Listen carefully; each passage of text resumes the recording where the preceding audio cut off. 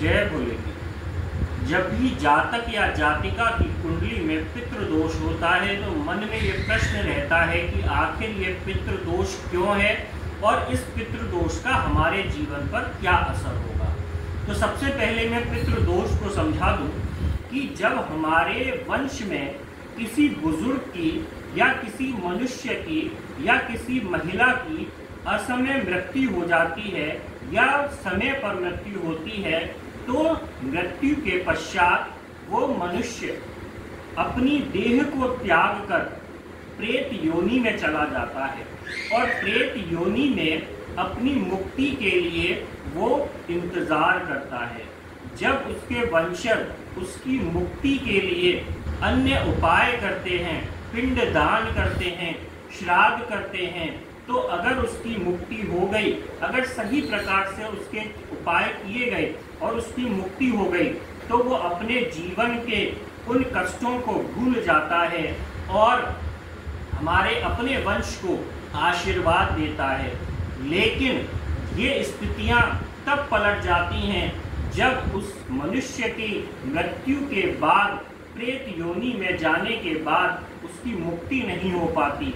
ऐसा मनुष्य प्रेत योनि में भटकता रहता है और अपने वंशजों से और अपने परिवार वालों से ये आशा करता है कि वो उसकी मुक्ति के उपाय करें। लेकिन जब उसकी मुक्ति के उपाय नहीं होते तो वो प्रेत योनि में ही भटकता रहता है और तब तक इंतजार करता रहता है जब तक उसकी मृत्यु नहीं हो, जब तक उसकी मुक्ति नहीं हो जाती है। जब उसके परिवार वाले उसकी मुक्ति के उपाय नहीं करते तो वो उनसे रुष्ट हो जाता है और रुष्ट होने पर उस परिवार में कई प्रकार के कष्ट देने लगता है। यानी कि हम ये कह सकते हैं कि जब पितृ रुष्ट हो गया तो उस परिवार के अंदर पितृ दोष लग जाता है और पितृ दोष लगने पर उस परिवार में विवाह में परेशानियां आती हैं या विवाह के बाद संबंधों का विच्छेदन हो जाता है, वंश वृद्धि में परेशानियां आती हैं या जो संतान पैदा होती है उसमें कहीं ना कहीं कोई अपंगता या कोई बीमारी आ जाती है। घर में लगातार बीमारियां लगी रहती हैं और धन का आगमन होने पर भी धन टिकता नहीं है। घर में कोई भी मांगलिक कार्य आसानी से नहीं हो पाता है और घर का माहौल तनावपूर्ण बना रहता है। अगर ऐसी स्थितियां आपके यहाँ पर भी हैं, आपके यहाँ विवाह में परेशानियां आ रही हैं, घर में संतान उत्पत्ति में परेशानियां आ रही हैं, घर में धन को लेकर परेशानियां आ रही हैं या घर में लगातार बीमारियां लगी हुई हैं, तो आप सभी को भी अपने पितरों के लिए उपाय करने चाहिए। क्या क्या उपाय कर सकते हैं? पहला उपाय, हर श्राद्ध में अपने पितरों का श्राद्ध करें।